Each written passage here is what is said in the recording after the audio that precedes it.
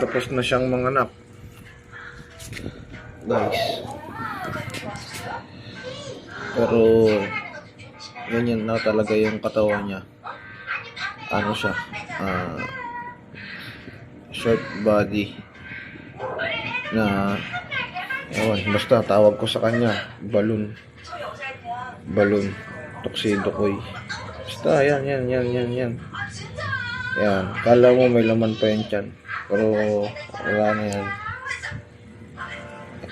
Tapos na siya manganak, kaya nandito na siya kasama niya yung mga kaibigan niyang female. Ito yung first batch ng namatay na PEM ko. At nandito naman yung kanyang mga bagong anak. Yun, dyan, marami siyang anak dyan. Hindi na makita kasi sinabuyan ko ng maraming pagkain. Yan. Basta marami siyang anak. Yan. Update ko na lang kayo pag medyo malaki-laki na. Ito, medyo malaki-laki na eh. Yan yung mga male, mga breeder na male. Akala mo mga duty size lang, no?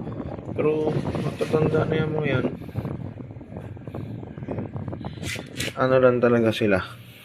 Basta, yun na yun. Next time na natin ipaliwanag. Yun lang guys, update lang.